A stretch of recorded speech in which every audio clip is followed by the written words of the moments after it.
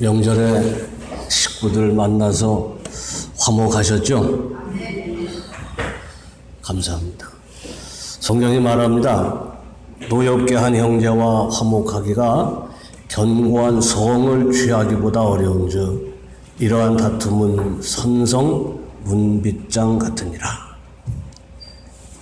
사람 사이에 화목이 깨지면 그걸 회복하기가 그렇게 어렵다는 거예요. 오늘 주님은 이렇게 말씀하십니다. 소금은 좋은 것이로되 만일 소금이 그 맛을 잃으면 무엇으로 이를 짜게 하리요? 너희 속에 소금을 두고 서로 화목하라. 어렵고 힘든 일이지만 반드시 이루어야 할 일이 화목입니다. 아무쪼록 오늘 주시는 말씀을 신비에 새기고 명하신 대로 행해서 하나님 나라의 주인이 되는 은총 누리시기를 기원합니다. 예수님의 십자가는 율법이 정한 제사의 완성이죠. 스스로 제물이 되시고 대제사장이 되어 단 한 번 드리심으로 제사를 영원히 폐하셨습니다. 다시는 제사함으로 하나님을 섬길 일이 없게 된 것이죠. 십자가는 두 가지 제사의 특징을 가지고 있습니다. 하나는 속죄 제사죠. 염소와 송아지의 피로 하지 아니하고 오직 자기의 피로 영원한 속죄를 이루사 단번에 성소에 들어가셨느니라.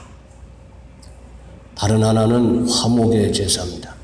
이 예수를 하나님이 그의 피로써 믿음으로 말미암는 화목 제물로 세우셨으니 이는 하나님께서 길이 참으시는 중에 전에 지은 죄를 간과하심으로 자기의 의로우심을 나타내려 하심이니. 두 가지 제사는 뗄 수 없는 관계가 있습니다. 하나님과 화목하기 위해서는 죄를 씻어야 하기 때문입니다. 마가복음을 몇 번 살펴보면서 자주 보게 된 이사야서의 말씀이죠. 오직 너희 죄악이 너희와 너희 하나님 사이를 갈라놓았고 너희 죄가 그의 얼굴을 가리어서 너희에게서 듣지 않으시게 함이니라. 하나님과 갈라서는 것이 죄의 본성입니다. 그렇게 만드는 것이 마귀의 장난이죠. 하나님과의 갈라섬이 죄의 본질이라면 죄가 세상에 나타나는 현상, 그것이 사람과 사람 사이를 나누고 가로막는 벽입니다. 지난주 그 벽에 대해서 말씀을 드렸습니다.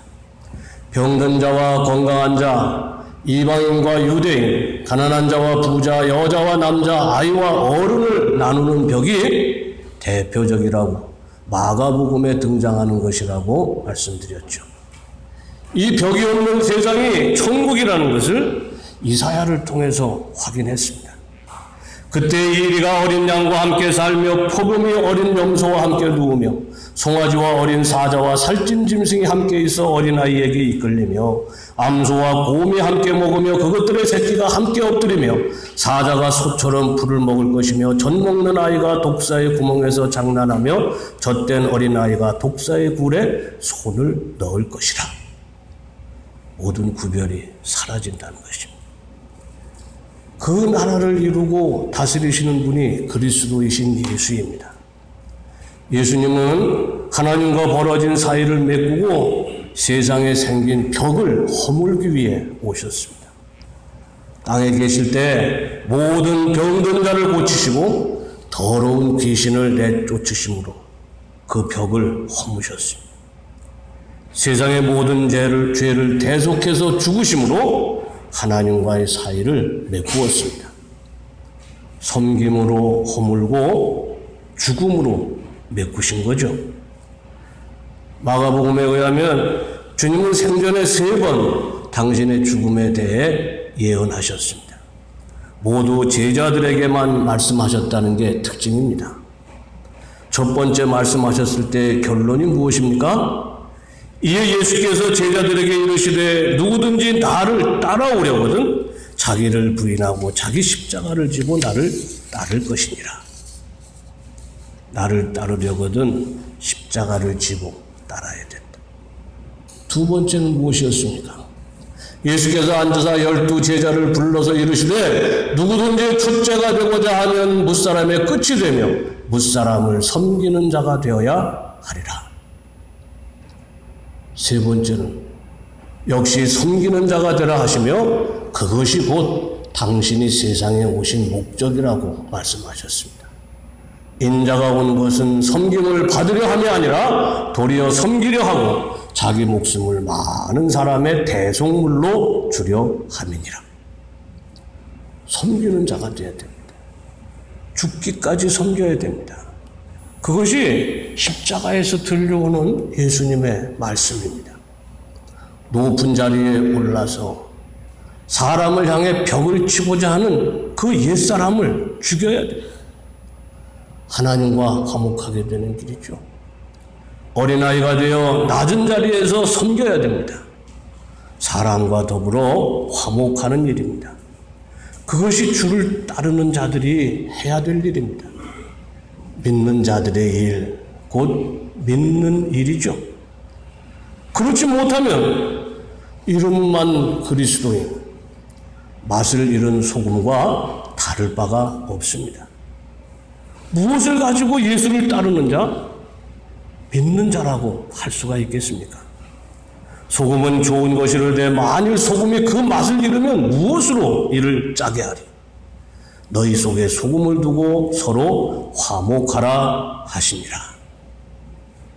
이 말씀이 아니면, 이 말씀대로 행하지 못하면 우리는 그리스도인이라는 이름만 가진 사람이 되고 마는 것입니다. 오늘 본문은 요한이 우리를 따르지 않는 어떤 자가라는 말로 시작하고 있습니다. 요한이 말하는 우리는 누구입니까? 우리는 하나님의 아들이요 그리스도이신 예수를 따르는 자들이죠. 요한이 예수님께 우리라고 하니까 예수님과 그 무리를 말하는 거예요. 예수님이 하나님의 아들로서 아버지의 일을 하신다는 것은 바다를 잔잔케 하고 모든 병을 고치시며 더러운 귀신을 쫓아내시는 능력으로 증거가 됐습니다. 하나님과의 보이지 않는 관계가 땅에 보이는 일로서 증명이 되는 것입니다. 열매로 그 나무를 아는 것과 같은 일이죠. 그들의 열매로 그들을 알지니 가시나무에서 포도를 또는 엉겅퀴에서 무화과를 따겠느냐. 맛으로 소금을 알 수 있는 것과 같은 이치입니다. 소금은 좋은 것이로되 만일 소금이 그 맛을 잃으면 무엇으로 이를 짜게 하리?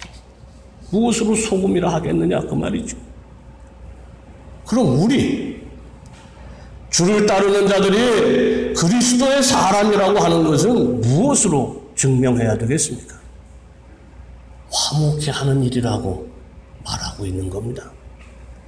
주의 이름으로 능한 일, 하나님의 일을 하면 그가 어떤 이름을 가졌는지 그게 상관이 없다는 거예요. 예수께서 이르시되 금하지 말라. 내 이름을 의탁하여 능한 일을 행하고 즉시로 나를 비방할 자가 없느니라. 하나님의 일을 하면서 나와 반대될 일을 하지는 않을 거라 그 말이죠. 진짜 걱정하고 두려워할 일이 따로 있습니다. 그리스도인이라는 이름을 가지고 화목해 하는 일을 하지 못하는 것입니다. 소금이 짠맛을 잃는 거예요. 오늘 주님이 하시는 말씀의 뜻이죠.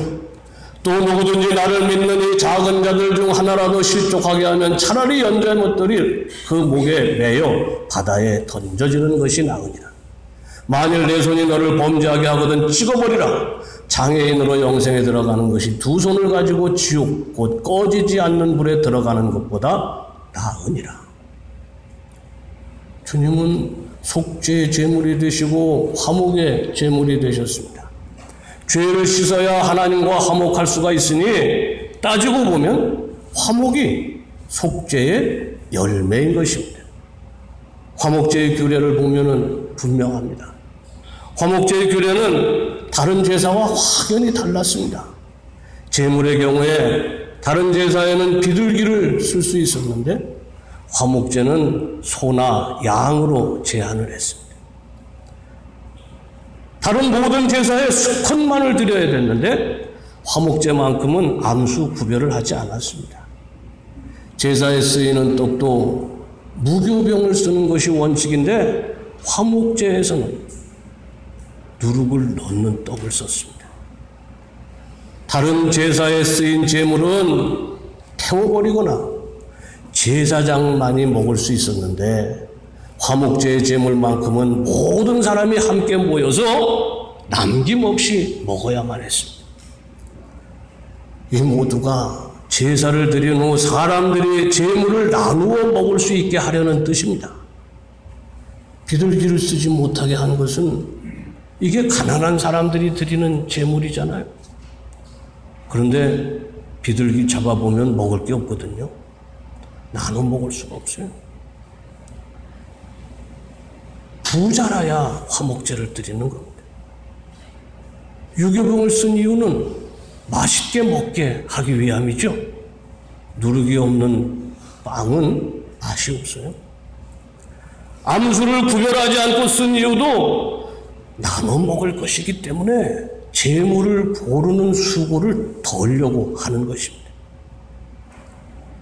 화목제를 정하신 하나님의 뜻은 가진 사람들이 소나 양을 들여서 제사를 드린 후에 그 제물을 가난한 사람들과 나누어 먹게 하시려는 뜻이 있습니다. 요즘 말로 하면 부의 분배를 통해서 이 공동체의 화목을 도모하는 거죠. 말 그대로 베품과 나눔이 들어있는 제사가 이게 화목제더라는 겁니다. 화목제는 섬기는 제사였습니다. 화목제는 하나님을 위해 정하신 게 아닙니다. 하나님을 섬기는 자들이 서로 섬기기 위한 제사라고 볼 수가 있는 거예요. 제사라기보다도 축제에 가까웠습니다. 부유한 이들이 감사함으로 제물을 바치고 모든 사람들이 기쁨과 즐거움을 나누었습니다. 그래서 화목제는 정해진 때가 없습니다. 이름도 여러 가지예요. 서원제, 감사제, 낙헌제 이런 이름으로 시도 때도 없이 되도록 자주 드리라고 그렇게 말씀하고 있는 거죠. 제사는 하나님께 드리는 믿음으로 시작해서 이웃과 함께 나눔으로 완성이 된다는 것입니다. 죄사함을 받아 하나님과 화목한 자는 마땅히 그 이웃과 화목해야 한다는 거죠. 이것이 그 아들을 속죄와 화목의 제물로 십자가에 매다신 하나님의 뜻입니다. 사람들은 우리라는 말로 친교를 강화하기도 하지만 같은 말로 다른 사람 사이에 벽을 만드는 버릇이 있습니다. 우리에게 속하지 않는 사람들을 적대시하면서 그래서 우리 내부의 결속을 강화하기도 하죠. 교회에서 흔히 쓰는 수법이에요. 믿지 않는 자들, 세상에 속한 자들, 마귀들 이러면서 우리가 스스로를 강하게 만들자. 어쩌면 그게 가장 심한 게 기독교인지도 모르겠습니다. 오늘 교독한 시편에 보니까 그 우리라는 말이 거듭되고 있죠. 우리. 이게 유대인들의 그 선민의식이 들어가 있는 벽을 만드는 그 습성에서 나온 거예요. 그런데 가만히 보면은 우리를 지키시는 분이 누굽니까? 우리를 위해서 적을 부수는 분이 누굽니까? 우리를 구하고 우리를 안전하게 하시는 분이 누굽니까? 우리가 아니에요. 하나님이 그렇게 하신다. 우리가 적을 파하고 우리가 저들을 깨뜨리고 우리가 저들을 정복해서 그렇게 되는 것이 아니라 하나님만이 우리 아닌 자들을 심판하시고 막으시고 깨셔서 우리를 안전히 지켜주시는 거죠. 우리 좋은 말이지만은 그 우리라는 말로 적을 만들고 미워하게 하고 혐오하게 하고 그리고 편을 가르는 이것은 하나님이 원하시는 일이 아니고 예수님이 하신 일이 아닙니다. 요즘 가짜뉴스가 문제가 되고 있잖아요. 우리나라뿐 아니라 전 세계적인 골칫거리라고 합니다. 한 신문사에서 우리나라에 돌아다니는 가짜뉴스의 출처가 어딘지 오래 취재를 해서 엊그제 발표를 했습니다. 유튜브, 카톡 이런 걸 추적해가지고 가짜뉴스가 어디서 나오느냐, 어디서 만들었느냐 그걸 추적을 했는데 놀라운 사실이 밝혀졌어요. 가짜뉴스를 만들어내는 곳이 여럿 있지만 그 중에 대표적인 곳이 어디냐? 에스더라는 선교단체라는 겁니다. 기독교 선교단체가 가짜뉴스를 만들어내는 소굴이더라는 거예요. 이 사람들은 유대인의 선민의식 비슷한 걸 가지고 있다고 그래요. 우리 민족이 이스라엘 12지파의 하나인 단 지파의 후손이라는 오래된 이단의 주장과 같은 것으로 새삼스러운 일은 아닙니다.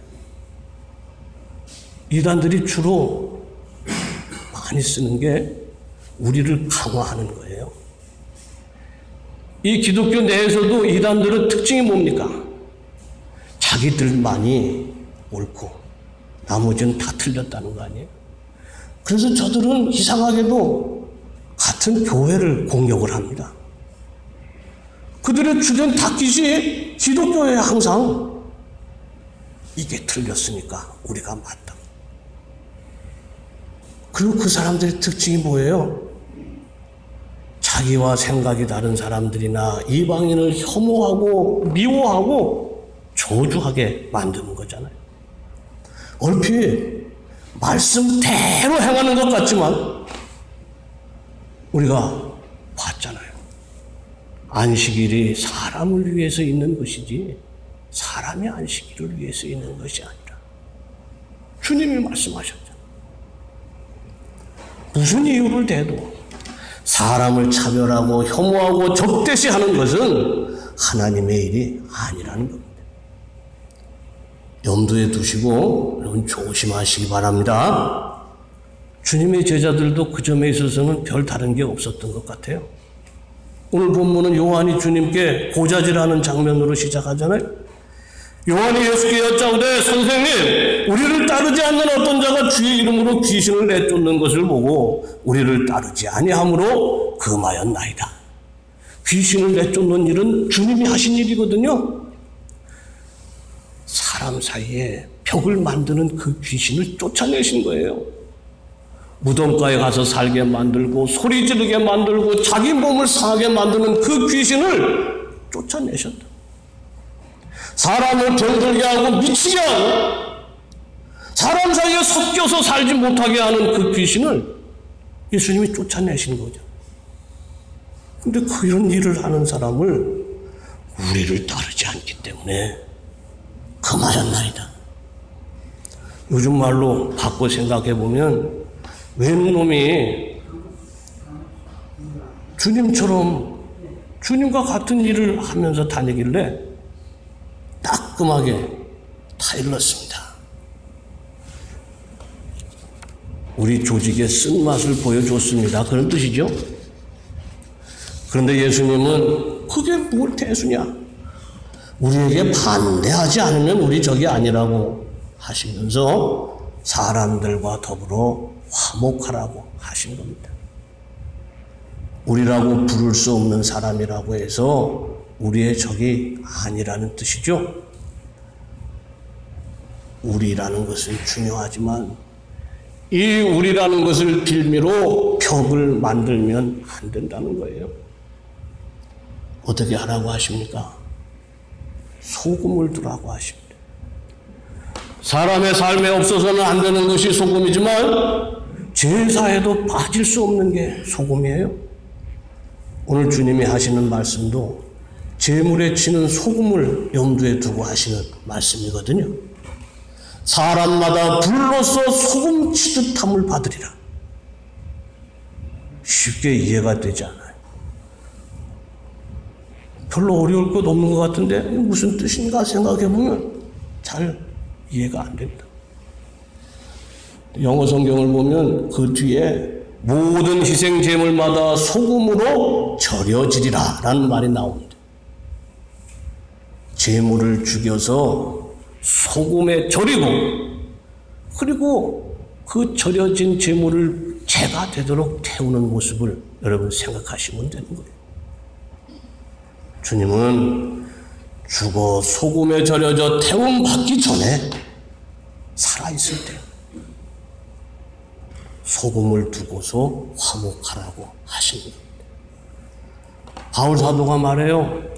그러므로 형제들아, 내가 하나님의 모든 자비하심으로 너희를 권하노니 너희 몸을 하나님이 기뻐하시는 거룩한 산 제물로 드리라.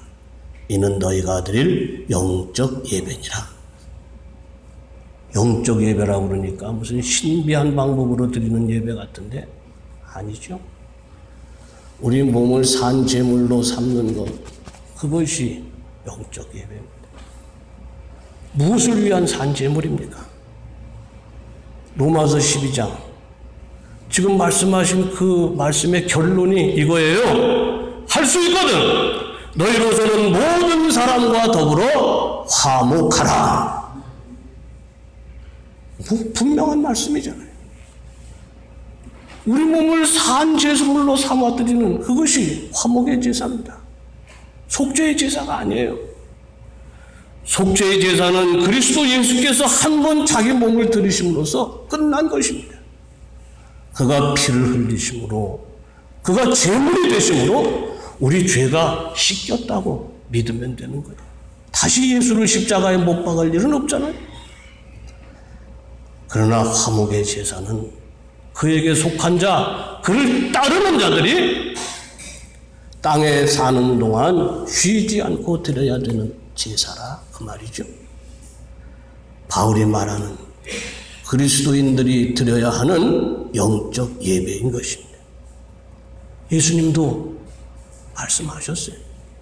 아버지께 참되게 예배하는 자들은 영과 진리로 예배할 때가 오나니 곧 이때라. 아버지께서는 자기에게 이렇게 예배하는 자들을 찾으시느니라. 어떻게 예배하는 자를 찾으신단 말이에요?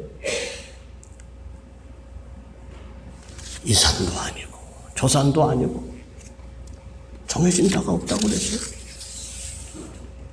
너희 가운데 소금을 두라고 하신 말씀의 뜻이 그겁니다. 신령과 진정으로 드리는 예배는 육체를 떠나서 황홀한 가운데 드리는 그런 예배가 아니고 소금이 녹듯이 사람 사이에 녹아들어서 화목케 하는 그 일을 하라는 거죠. 화목 제물이 되라는 말씀입니다. 산 제물이 돼서 신령과 진정으로 예배하는 자가 되라는 말씀입니다.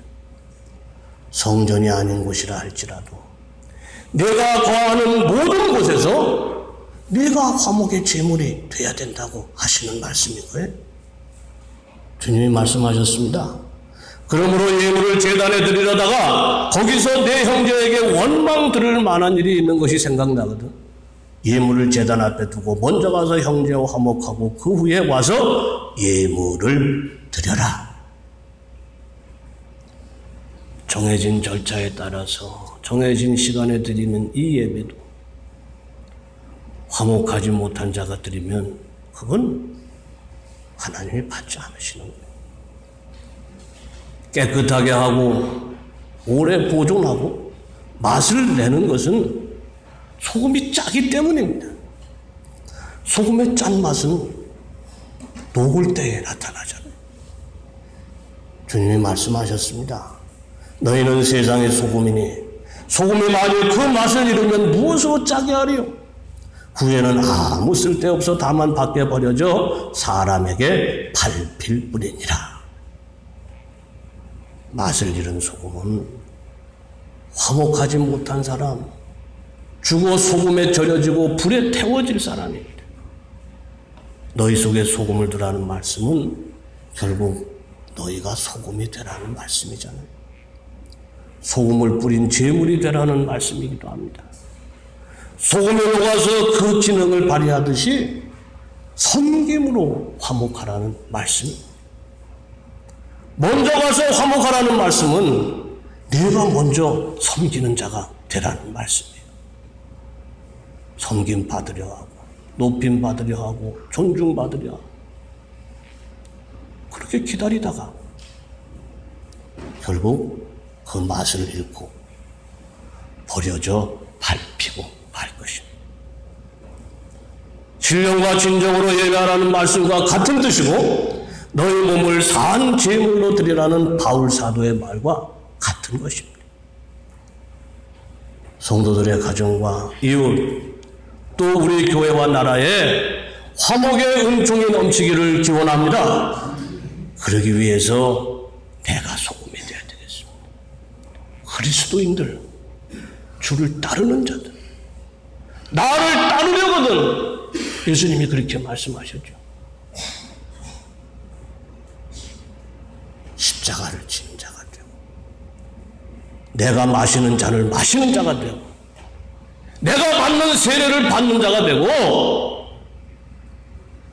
내가 섬기러 세상에 온 것처럼 너희도 섬기는 자가 되라고 하신 말씀이 예수님이 당신의 죽음을 두고 하신 말씀의 전체 뜻이잖아요. 그러기 위해서 소금이 되라는 겁니다. 내가 녹아서 나와 너, 우리와 남이라는 구별의 담을 허무는 일이죠. 하나님이 당신 스스로를 십자가에 매다시면서 우리에게 주신 은혜고 그를 따르는 자들에게 가기를 명하시는 길입니다. 십자가의 복음을 믿는 자들에게 남겨진 일이죠. 주님이 세상에 남긴 일입니다. 믿음으로 죄사함의 은총 누리고 소금이 돼서 화목하라는 주님 말씀에 순종하는 성도들 되시기를 간절히 축원합니다. 아버지 감사하고 감사합니다. 주님께서 우리를 택하여 불러주시고 당신을 따르게 하셨습니다. 믿는 자가 되게 하시고 그리스도인이라는 이름을 주셨는데 아버지 그 이름에 합당한 삶을 살게 하여 주시옵소서. 섬기기 위해 세상에 오셨고 아버지 죽기까지 섬기신 예수를 따르는 우리들이 아니겠습니까? 아무쪼록 섬기시는 그의 뒤를 따르게 하여 주시옵소서. 예수님 이름으로 기도하옵나이다. 아멘.